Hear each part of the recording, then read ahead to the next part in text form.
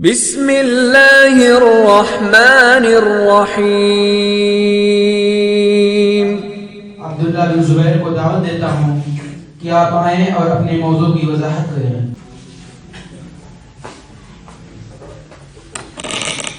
السلام علیکم ورحمۃ اللہ وبرکاتہ۔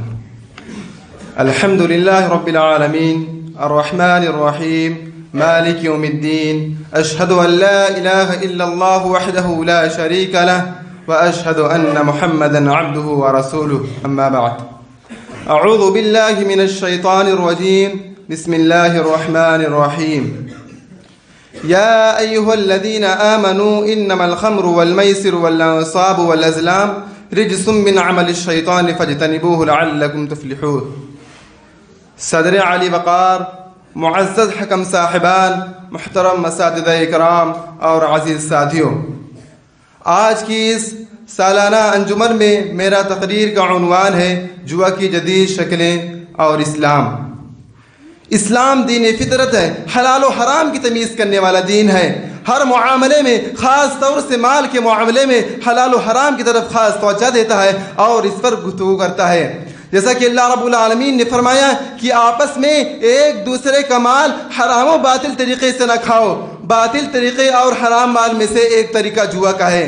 اسلام جوئے کے تعلق سے کیا کہتا ہے، شریعت میں کیا حکم ہے، اور پھر جوئے کے سماج پر کیا منفی اثر پڑتا ہے، اور پھر جوئے کی کون کون سی جدید شکلیں آج ہمارے سماج میں رائج ہیں، اسی کے تعلق سے کچھ باتیں میں آپ لوگوں کے سامنے رکھوں گا انشاءاللہ۔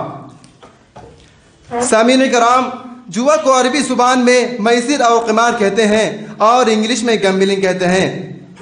قمار یا میسر کی حقیقت یہ ہے کہ ہر وہ معاملہ جس میں کسی غیر یقینی واقعے کی بنیاد پر کوئی رقم اس طرح داؤ پر لگائی گئی ہو، یا تو رقم لگانے والا اپنی لگائی ہوئی رقم سے ہاتھ دھو بیٹھے، یا اسے اتنی ہی یا اس سے زیادہ رقم کسی معاوضہ کے بغیر مل جائے۔ مولانا مفتی محمد تقی عثمانی قمار کی حقیقت بیان کرتے ہوئے کہتے ہیں، قمار ایک سے زائد فریقوں کے درمیان ایسا معاہدہ ہے جس میں ہر فریق نے کسی غیر یقینی واقعے کی بنیاد پر اپنا کوئی مال اس طرح داؤ پر لگایا ہو، مال یا تو بلا معاوضہ دوسرے فریق کے پاس چلا جائے گا، کہ یا تو دوسرے فریق کا مال پہلے فریق کے پاس آ جائے گا۔ اس کو مثال سے سمجھا جا سکتا ہے کہ مثلا اگر کوئی شخص ایک دوسرے سے کہے کہ اگر پاکستان فلاں میچ جیت گیا تو میں تمہیں 10,000 روپے دوں گا، لیکن اگر پاکستان وہ میچ ہار گیا تو تم مجھے 10,000 روپے دو گے۔ یا دو افراد کوئی کھیل کھیلیں اور آپس میں یہ شرط لگا دیں کہ جو شخص کھیل جیتے گا وہ دوسرے سے ایک متعین رقم وصول کرے گا۔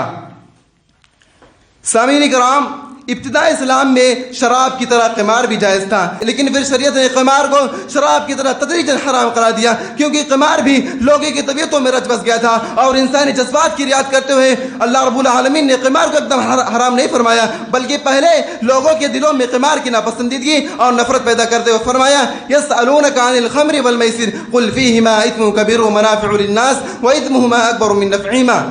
لوگ آپ سے شراب اور جوئے کے متعلق سوال کرتے ہیں، آپ کہہ دیجئے کہ ان دونوں میں بڑا گناہ ہے اور لوگوں کو لیے کچھ فائدے بھی ہیں، مگر ان کا گناہ ان کے فائدے سے بڑا ہوا ہے۔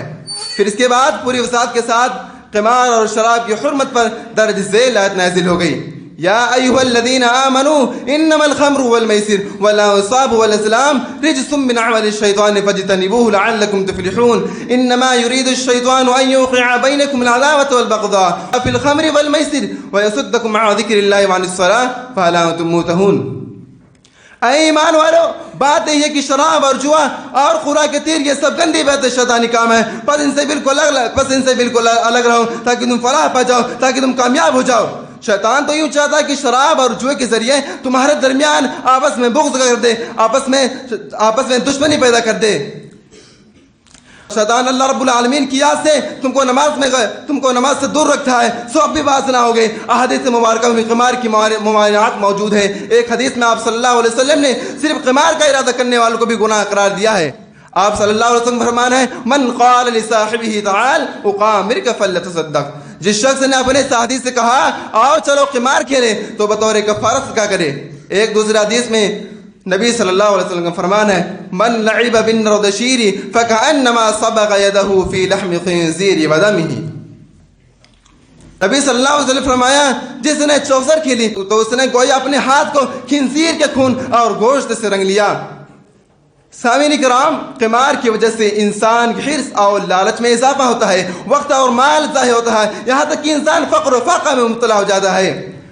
کیونکہ جوا کی خاصیت یہ ہے کہ ہارنے والے شخص کے دل میں بار بار جوا کھیلنے کا شدید جذبہ پیدا ہوتا ہے کہ شاید اس بار جیت جاؤں۔ اس جذبے کی وجہ سے وہ مزید وقت اور سرمایہ خرچ کرتا ہے، اور اگر جیت جائے تو اور حرص بڑھ جاتی ہے۔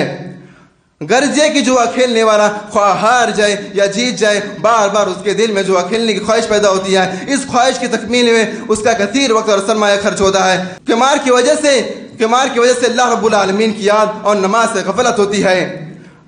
جوا کھیلنے والا جو میں اس قدر مشغول ہو جاتا ہے کہ اسے اللہ کے ذکر اور نماز کی طرف توجہ نہیں ہوتی ہے۔ ان تمام باتوں سے پتہ چلا کہ اسلام میں جوا کھیلنا بالکل حرام ہے۔